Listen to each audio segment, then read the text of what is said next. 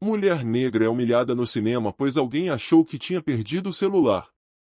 Antes de entrar de cabeça nessa história emocionante, não se esqueça de deixar seu like, se inscreva no canal para eu alcançar meu sonho de 1000 inscritos.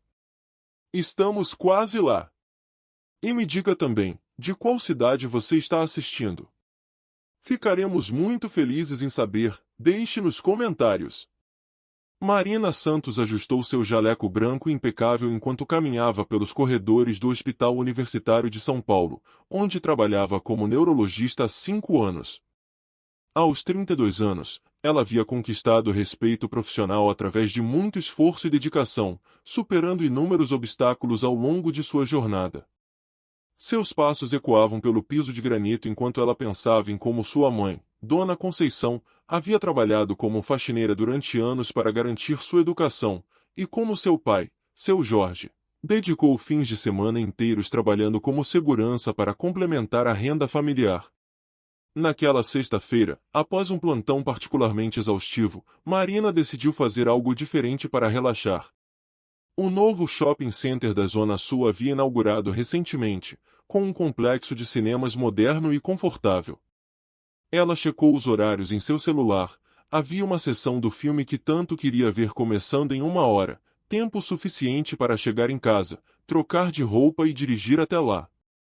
Marina sorriu ao pensar que poderia finalizar aquela semana estressante com um momento só seu, mergulhada na escuridão aconchegante do cinema.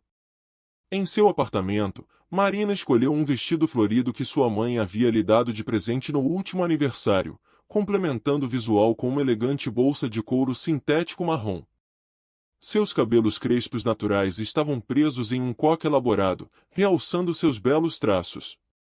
Antes de sair, contemplou brevemente seu reflexo no espelho, uma mulher negra forte e realizada, que havia superado estatísticas e preconceitos para conquistar seu espaço. O shopping estava movimentado, como esperado em uma noite de sexta-feira.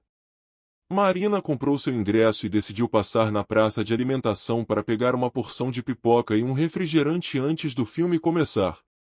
Enquanto aguardava na fila, notou alguns olhares em sua direção, algo com o qual estava tristemente acostumada.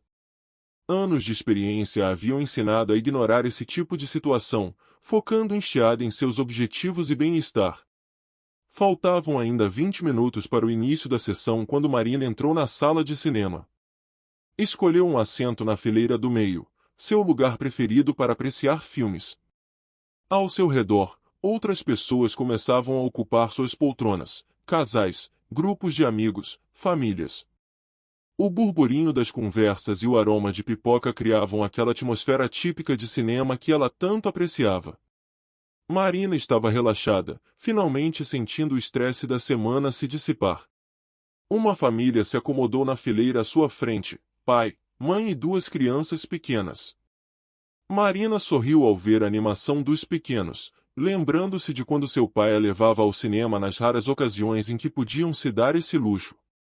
A mulher da família, uma senhora de aproximadamente 45 anos, mexia freneticamente em sua bolsa, seu rosto demonstrando crescente preocupação. Marina percebeu a agitação, mas continuou concentrada em sua própria experiência. O zum-zum das conversas começou a diminuir quando as luzes se apagaram e os trailers começaram a ser exibidos. Marina se ajeitou em sua poltrona, satisfeita por ter chegado a tempo de assistir às prévias dos próximos lançamentos.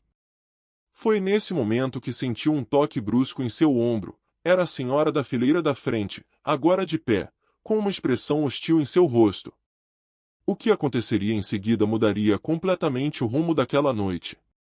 A mulher, com voz alta o suficiente para chamar a atenção de vários espectadores próximos, acusou Marina de ter roubado seu celular. "Eu vi você passando por perto quando entramos, e agora meu telefone sumiu", exclamou a senhora, apontando o dedo na direção de Marina. O absurdo da situação fez com que Marina inicialmente não conseguisse processar o que estava acontecendo. Era como se o tempo tivesse congelado naquele momento surreal. O marido da senhora também se levantou, com uma postura igualmente acusadora. As crianças, assustadas com a situação, começaram a chorar. Outros espectadores próximos viraram-se para observar a cena que se desenrolava, alguns já sacando seus próprios celulares para registrar o momento. Marina sentiu seu coração acelerar e suas mãos começarem a tremer, enquanto uma onda de indignação e humilhação tomava conta de seu ser. Senhora, eu sou médica e tenho meu próprio celular aqui na bolsa, Marina respondeu com voz firme, tentando manter a calma apesar da situação constrangedora. Ela abriu sua bolsa para mostrar seu aparelho, mas a acusadora não se deu por satisfeita. Você pode ter mais de um.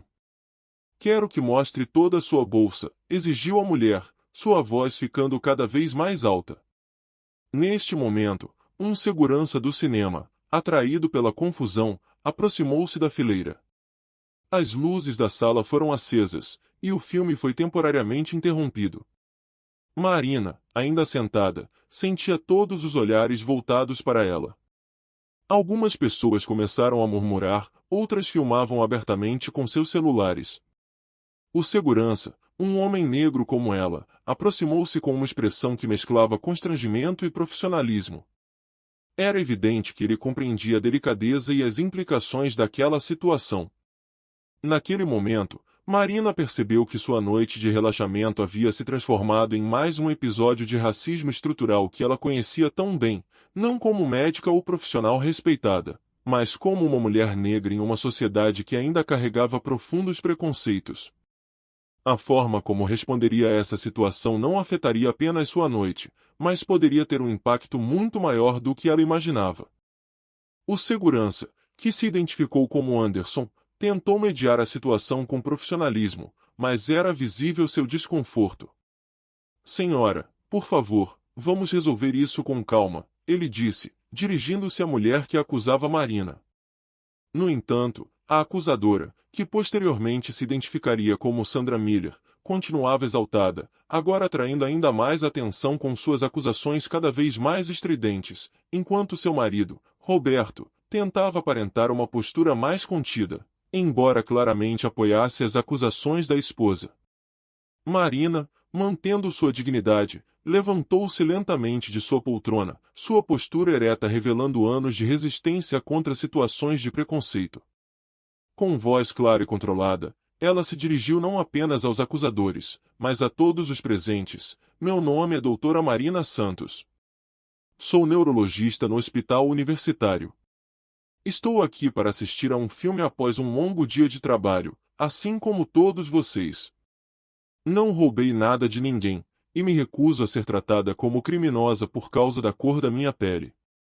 Um murmúrio percorreu a sala de cinema, enquanto algumas pessoas começavam a se manifestar. Uma jovem algumas fileiras atrás levantou-se e disse em voz alta: "Isso é claramente racismo. Vocês não teriam acusado uma mulher branca sem nenhuma prova." Outros espectadores começaram a se dividir, alguns defendendo Marina, outros mantendo um silêncio constrangido, e alguns ainda apoiando veladamente os acusadores com comentários sussurrados e olhares enviesados. Sandra, sentindo-se desafiada pela crescente oposição à sua acusação, aumentou ainda mais o tom: "Isso não tem nada a ver com cor.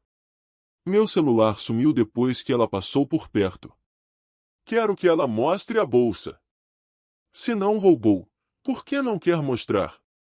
Seu marido, Roberto, agora mais enfático, exigia a presença da gerência do cinema e ameaçava chamar a polícia, criando um ambiente ainda mais tenso na sala. O gerente do cinema, Carlos Mendes, chegou rapidamente ao local, acompanhado de mais 2 seguranças. A situação havia escalado para um verdadeiro espetáculo público, com diversos celulares filmando a cena e algumas pessoas já compartilhando o acontecimento em redes sociais.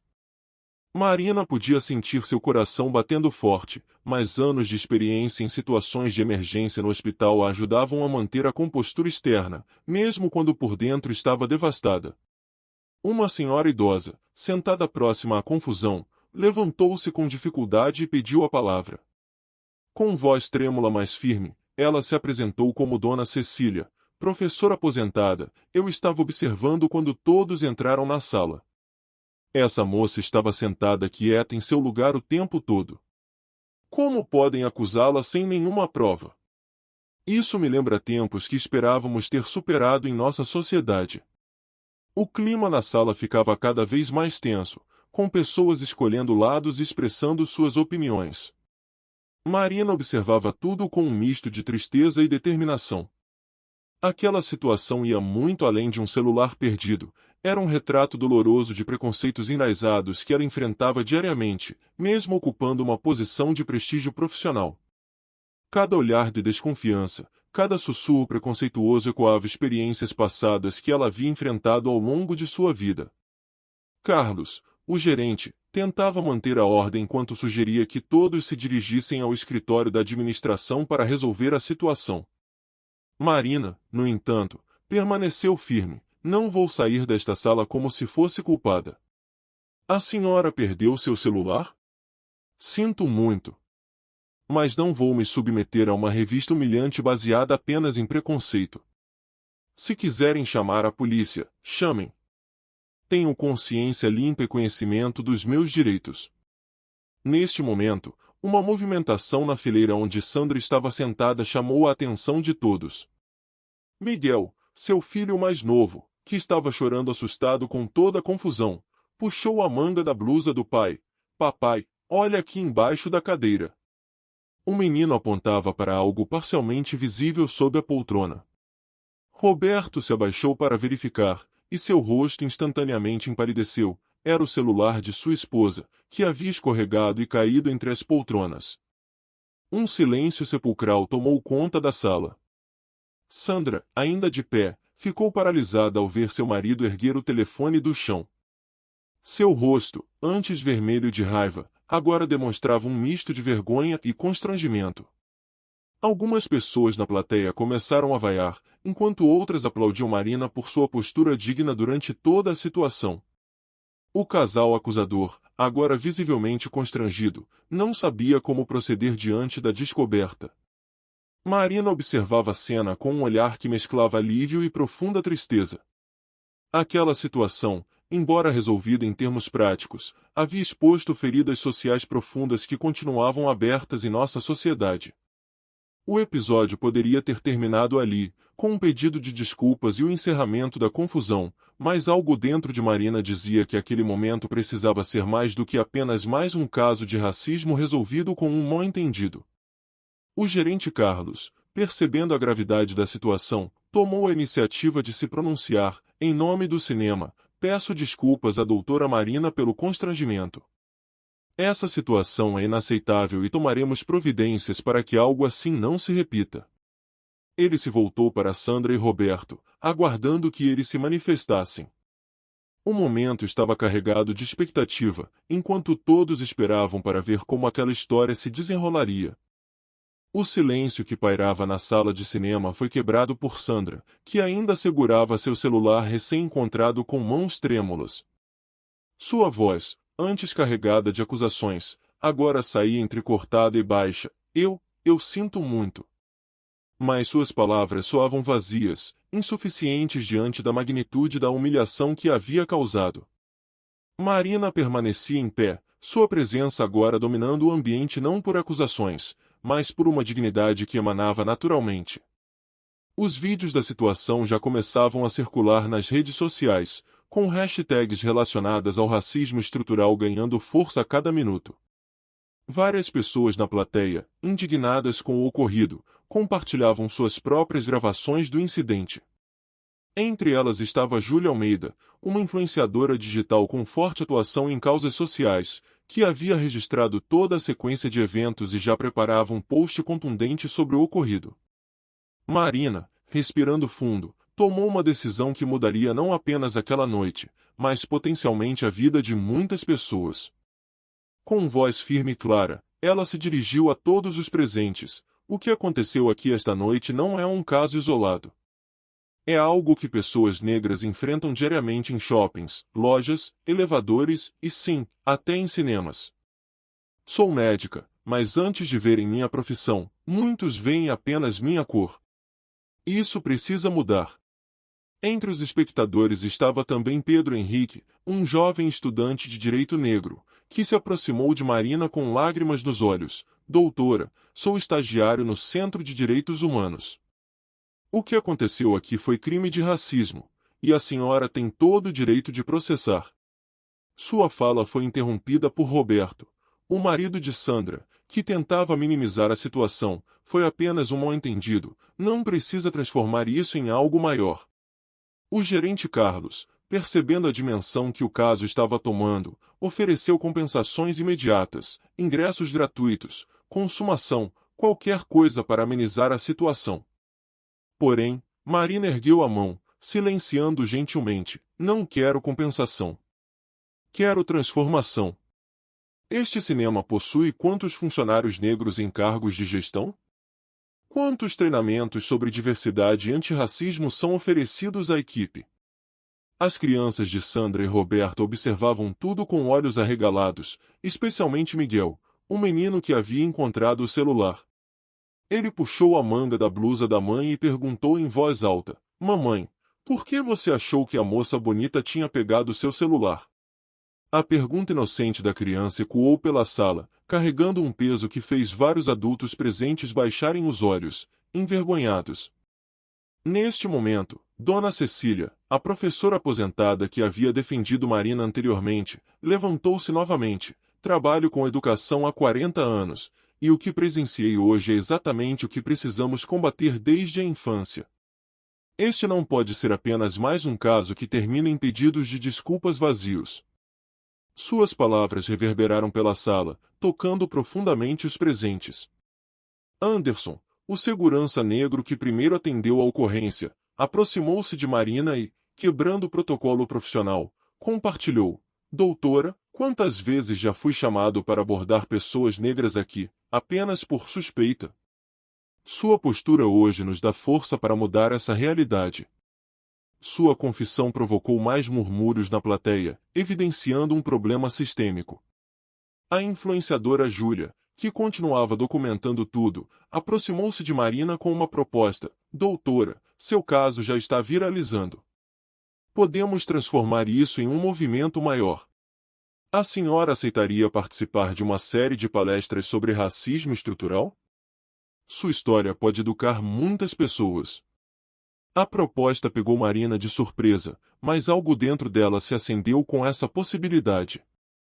Sandra, ainda visivelmente constrangida, tentou se aproximar novamente de Marina, desta vez com lágrimas nos olhos. Eu nunca me considerei racista, mas hoje percebi que carrego preconceitos que nem reconhecia. Preciso rever muitas coisas. Seu marido, Roberto, permanecia em silêncio, mas seu rosto demonstrava que também estava processando a gravidade de suas ações. Uma jovem negra da plateia, que se identificou como Letícia, estudante de medicina, levantou-se emocionada. Doutora Marina, a senhora é o tipo de profissional que me inspira a continuar, mesmo quando dizem que medicina não é lugar para pessoas como nós. Sua postura hoje nos mostrou como resistir com dignidade. Várias outras pessoas negras na plateia concordaram, algumas com lágrimas nos olhos. O gerente Carlos, após alguns momentos de reflexão, tomou uma decisão: doutora Marina, gostaria de convidá-la para liderar um projeto de conscientização em nossa rede de cinemas. Precisamos de pessoas como a senhora para nos ajudar a criar um ambiente verdadeiramente inclusivo. A proposta surpreendeu a todos, sinalizando uma possível mudança institucional real. Naquela mesma noite, após retornar para casa, Marina sentou-se em sua sala de estar, exausta física e emocionalmente. Seu telefone não parava de receber notificações, o vídeo do incidente havia se tornado viral, e jornalistas já tentavam contato para entrevistas. Entre as mensagens, havia uma especialmente tocante de sua mãe: Dona Conceição, minha filha, você honrou nossa ancestralidade hoje. Sua avó Benedita estaria orgulhosa de ver como você se manteve firme. No hospital, na manhã seguinte, Marina foi recebida de maneira diferente. Seus colegas de trabalho haviam visto os vídeos, e muitos se aproximaram para demonstrar apoio. Dr. Ricardo, o diretor do departamento de neurologia, chamou-a em sua sala. Marina, além de excelente médica, você demonstrou uma força que poucos teriam. O hospital quer apoiar qualquer iniciativa que você decida tomar para combater o racismo no ambiente médico. A proposta fez refletir sobre quantos pacientes negros já haviam sido discriminados em ambientes hospitalares. Durante sua ronda matinal, Marina encontrou uma paciente idosa negra que chorava após assistir ao vídeo em seu celular. A senhora segurou sua mão e disse: "Doutora, quantas vezes engoli o choro em situações assim? Ver a senhora enfrentando isso com tanta dignidade me deu força." Aquele momento cristalizou em Marina a certeza de que sua história precisava servir a um propósito maior. Não era mais apenas sobre ela, mas sobre todas as pessoas que viviam situações semelhantes diariamente. A proposta da influenciadora Júlia começou a tomar forma. Juntas, elas planejaram uma série de lives abordando o racismo estrutural em diferentes contextos, no ambiente médico, no entretenimento, no comércio. Sandra, a mulher do cinema, surpreendentemente, entrou em contato pedindo para participar dos debates, disposta a expor seus próprios preconceitos como forma de conscientização. Sua humildade em reconhecer e querer aprender com seus erros adicionou uma perspectiva valiosa às discussões. O projeto com a rede de cinemas também avançou. Marina trabalhou com a equipe de recursos humanos para desenvolver um programa de treinamento antirracista, começando com os funcionários do shopping onde o incidente ocorreu. Anderson, o segurança, tornou-se um colaborador importante, compartilhando suas experiências e ajudando a identificar situações de discriminação sutis que precisavam ser abordadas. O programa logo seria expandido para outras unidades da rede. Em casa, Marina dedicava suas noites a estudar mais sobre direitos civis e história do movimento negro. Seu apartamento se transformou em um pequeno centro de estudos, com livros espalhados por todos os cantos. Pedro Henrique, o estudante de direito que a abordou no cinema, tornou-se um visitante frequente, trazendo casos jurídicos relevantes e ajudando a estruturar palestras sobre direitos e cidadania. Juntos, eles começaram a planejar uma cartilha sobre como reagir legalmente a situações de racismo. A repercussão do caso trouxe convites inesperados. Universidades queriam que Marina participasse de debates sobre racismo na medicina. Empresas solicitavam consultorias sobre diversidade. Programas de televisão a convidavam para compartilhar sua experiência. Inicialmente relutante com tanta exposição, Marina começou a perceber que cada aparição pública era uma oportunidade de amplificar vozes que normalmente não eram ouvidas. Num domingo, durante um almoço em família, seu pai, seu Jorge, compartilhou uma reflexão que a tocou profundamente. "Filha, quando trabalhei como segurança, quantas vezes me pediram para seguir pessoas negras nas lojas?" Seu caso está ajudando a mostrar que não podemos mais aceitar isso como normal. Marina abraçou o pai, compreendendo que sua história pessoal se conectava a uma luta muito maior que atravessava gerações. A transformação mais surpreendente veio de Miguel, o filho de Sandra que encontrou o celular. O menino pediu para sua professora abordar o tema do racismo em sala de aula, relatando como o incidente o fez pensar diferente sobre preconceito. A escola acabou convidando Marina para uma palestra com os alunos, iniciando um projeto de conscientização desde a infância. Ver as crianças engajadas em discussões sobre respeito e igualdade trouxe esperança para um futuro melhor. Em suas consultas, Marina começou a notar mais pacientes negros buscando atendimento, muitos mencionando que se sentiam mais seguros sendo tratados por uma médica que entendia suas experiências. Ela percebeu que sua visibilidade estava ajudando a quebrar barreiras invisíveis que impediam pessoas negras de procurar cuidados médicos especializados. Isso a inspirou a criar um grupo de apoio para estudantes negros de medicina, oferecendo mentoria e suporte. Letícia, a estudante de medicina que se manifestou no cinema, tornou-se uma presença constante na vida de Marina. Juntas, elas iniciaram um projeto de pesquisa sobre o impacto do racismo na saúde mental da população negra. O trabalho logo chamou a atenção da comunidade acadêmica, abrindo espaço para discussões importantes sobre como o preconceito afeta a saúde pública de maneira sistêmica. O momento mais significativo de sua jornada de transformação ocorreu quando Marina foi convidada para dar uma palestra no Congresso Nacional de Neurologia. De pé no palco, Diante de centenas de colegas médicos, ela não falou apenas sobre casos clínicos ou procedimentos médicos.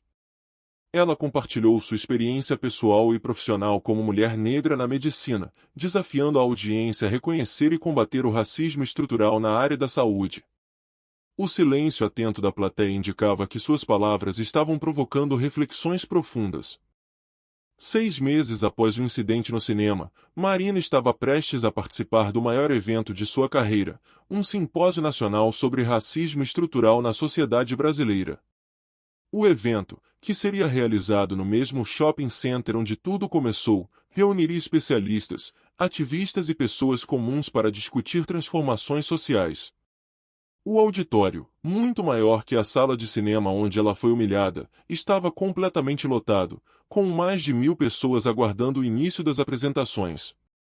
Entre os presentes estavam rostos familiares, Sandra e sua família, agora participantes ativos de grupos de conscientização antirracista, Anderson, o segurança, promovido a coordenador de diversidade da rede de cinemas, Júlia, a influenciadora, cujas lives com Marina haviam alcançado milhões de visualizações, e dezenas de estudantes negros de medicina, inspirados por sua história. Dona Conceição e seu Jorge, os pais de Marina, ocupavam lugares na primeira fila, seus olhos brilhando de orgulho. O momento mais tenso da noite chegou quando Marina compartilhou estatísticas alarmantes sobre discriminação racial no Brasil, incluindo dados sobre abordagens policiais, atendimento médico e oportunidades de emprego. A plateia ficou em silêncio absoluto quando ela projetou o vídeo do incidente no cinema, agora parte de um documentário maior sobre racismo cotidiano. Muitos dos presentes que estavam naquela noite reviveram o momento com lágrimas nos olhos, percebendo como aquele episódio havia se transformado em um catalisador de mudanças.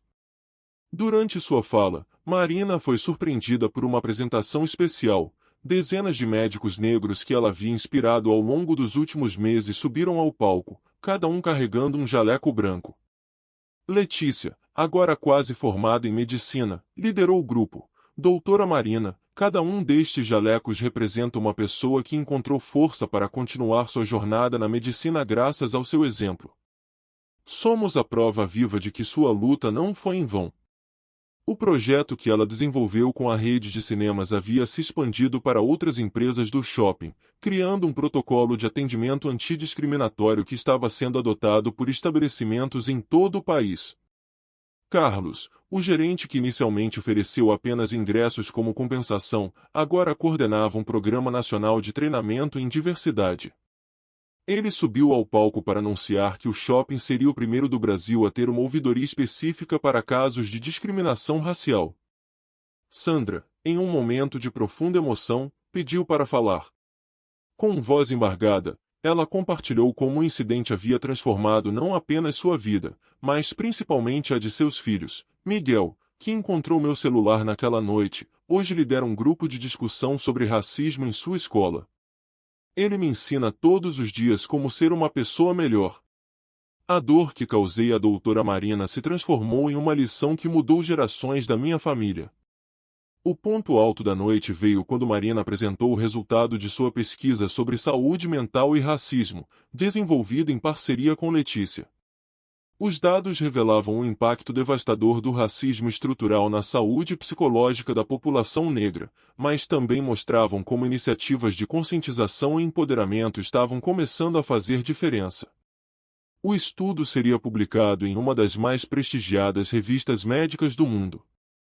Pedro Henrique, agora formado em Direito, apresentou os resultados do projeto de assistência jurídica que haviam desenvolvido juntos. Mais de 1.000 pessoas haviam recebido orientação legal em casos de discriminação racial, e diversos processos haviam resultado em mudanças significativas em políticas empresariais e institucionais. A cartilha que criaram sobre como reagir ao racismo havia se tornado material de referência em delegacias e escritórios de advocacia. Um momento particularmente tocante ocorreu quando Dona Cecília, a professora aposentada que defendeu Marina no cinema, foi homenageada por seu trabalho de décadas na educação antirracista. Ela anunciou a criação de um projeto educacional que levaria discussões sobre igualdade racial para escolas públicas de todo o país, usando a história de Marina como ponto de partida para debates importantes. No auge de sua apresentação, Marina revelou sua maior conquista, a criação de um instituto dedicado à promoção da igualdade racial na área da saúde. O projeto, que contaria com o apoio de grandes hospitais e universidades, ofereceria bolsas de estudo para estudantes negros de medicina, além de desenvolver pesquisas sobre saúde da população negra e combate ao racismo institucional no ambiente médico. Marina finalizou sua fala com uma reflexão poderosa. Aquela noite no cinema poderia ter sido apenas mais um caso de racismo esquecido nas estatísticas. Mas cada pessoa nesta sala escolheu transformar aquela dor em mudança. Não mudamos o passado, mas estamos construindo um futuro onde nossas crianças não precisarão passar pelo que passamos. A luta continua, mas agora sabemos que não estamos sozinhos. Entre lágrimas e aplausos, o auditório inteiro se levantou em uma ovação que durou vários minutos. O momento simbolizava não apenas o reconhecimento de Marina, mas a celebração de uma transformação social que começava a ganhar força. Naquele instante, todos compreenderam que estavam participando de algo muito maior que um simples evento, estavam testemunhando o nascimento de um movimento que continuaria a crescer e inspirar mudanças por gerações. Um ano após o simpósio nacional, Marina estava em seu consultório no hospital universitário, observando pela janela o movimento da cidade de São Paulo. Em sua mesa, além dos prontuários médicos habituais, havia uma pilha de cartas e e-mails impressos, mensagens de pessoas que haviam sido tocadas por sua história. O instituto que ela fundara já havia concedido 50 bolsas de estudo para estudantes negros de medicina, e o programa de conscientização racial já estava presente em mais de 200 hospitais pelo país. Sandra e sua família haviam se tornado aliados importantes na luta antirracista. Seu filho Miguel, agora com um ano a mais, havia ganhado um prêmio escolar por um projeto sobre diversidade racial na sociedade brasileira. A transformação daquela família era um testemunho vivo de como o reconhecimento dos próprios preconceitos podia levar a mudanças profundas e duradouras. Sandra agora participava regularmente de palestras, compartilhando sua perspectiva sobre como o racismo estrutural afeta até mesmo aqueles que não se consideram racistas. O programa desenvolvido inicialmente para a rede de cinemas havia se expandido de maneira surpreendente. Outras empresas e instituições começaram a adotar o protocolo antidiscriminação, criando uma rede de estabelecimentos comprometidos com a igualdade racial. Anderson, o segurança que primeiro atendeu Marina naquela noite, agora ministrava treinamentos para equipes de segurança em todo o país, ensinando-os a identificar e combater práticas discriminatórias. Letícia, a estudante que se manifestou no cinema, estava prestes a se formar em medicina.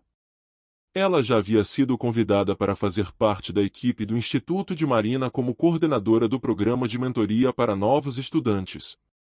Sua história de perseverança havia inspirado outros jovens negros a persistirem em seus sonhos, mesmo diante das adversidades.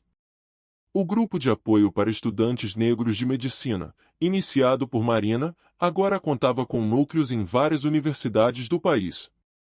Pedro Henrique, o jovem advogado, havia transformado seu trabalho com Marina em uma tese de mestrado sobre racismo estrutural e direito constitucional.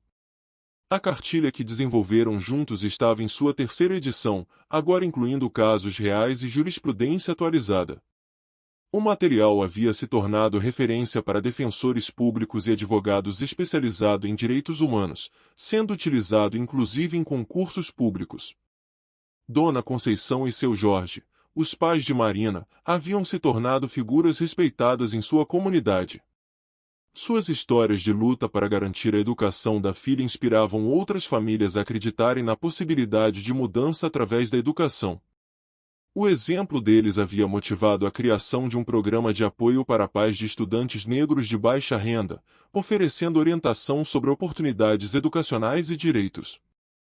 O shopping center onde tudo aconteceu havia se transformado em um exemplo de ambiente inclusivo. A ouvidoria especializada em casos de discriminação racial, primeira do país, serviu de modelo para outros estabelecimentos.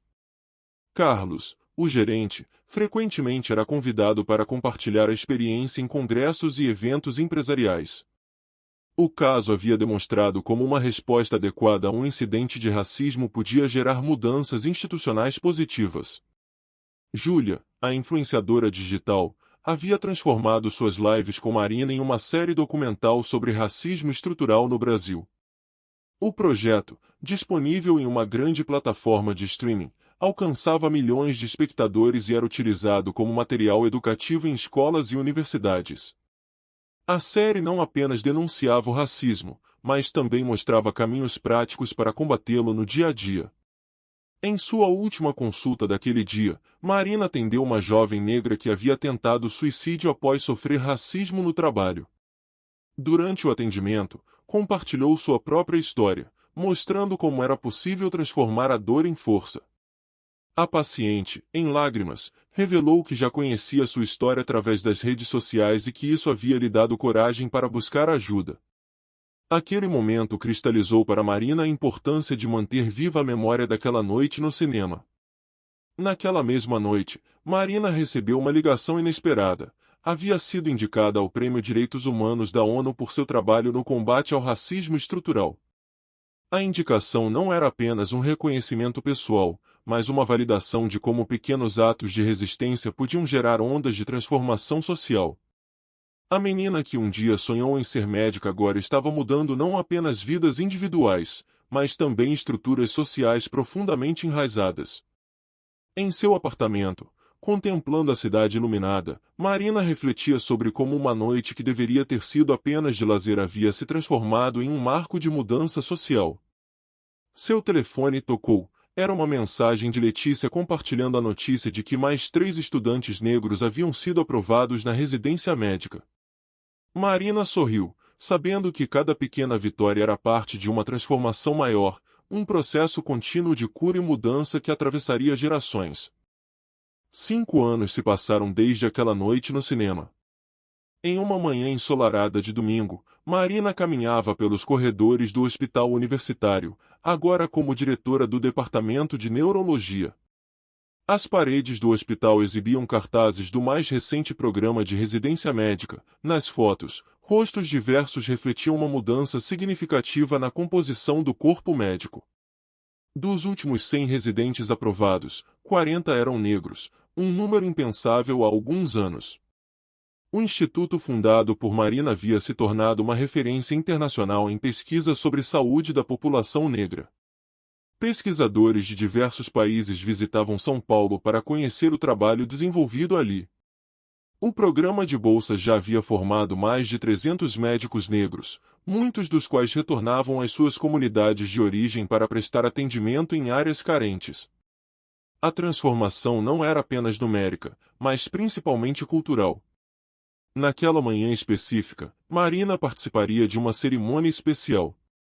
O shopping center onde havia sido humilhado estava inaugurando um centro cultural dedicado à promoção da igualdade racial. O espaço, que levava seu nome, contaria a história daquela noite no cinema não como um episódio de discriminação, mas como um momento de transformação social. As antigas salas de cinema haviam sido reformadas, e uma delas se transformará em um auditório para debates e palestras sobre direitos humanos. Sandra e sua família estavam presentes na inauguração. Miguel, agora adolescente, havia se tornado um jovem ativista e planejava cursar direito para trabalhar com causas sociais. Sua irmã mais nova, que chorara assustada naquela noite no cinema, agora liderava um grupo de discussão sobre racismo em sua escola. A transformação daquela família era um testemunho vivo de como o reconhecimento e o arrependimento sincero podiam gerar mudanças profundas e duradouras. Durante a cerimônia, Marina foi surpreendida por um vídeo especial. Na tela, dezenas de médicos negros que ela havia inspirado compartilhavam suas histórias. Entre eles estava Letícia, agora uma neurocirurgiã respeitada, que havia assumido a coordenação do programa de mentoria do Instituto. As histórias se entrelaçavam, mostrando como um único ato de resistência digna havia desencadeado uma reação em cadeia de transformações positivas. O programa antidiscriminação desenvolvido inicialmente para o cinema havia se tornado lei municipal, e projetos similares estavam sendo implementados em outras cidades do país. Anderson, o ex-segurança, agora dirigia uma consultoria especializada em diversidade e inclusão, trabalhando com grandes empresas e instituições. Sua experiência pessoal se transformará em ferramenta de mudança institucional. Dona Conceição e seu Jorge, já idosos, assistiam a tudo com orgulho silencioso. O exemplo de sua filha havia inspirado uma nova geração de pais a acreditarem nos sonhos de seus filhos, independentemente das barreiras sociais. O Fundo de Apoio Educacional criado em seu nome já havia ajudado centenas de famílias a manterem seus filhos na universidade. No final da cerimônia, uma jovem negra se aproximou de Marina. Com lágrimas nos olhos, ela se apresentou como uma das primeiras beneficiárias do programa de bolsas. Agora formada, estava prestes a iniciar sua residência em neurologia. Doutora Marina, ela disse, aquela noite no cinema não mudou apenas a sua vida.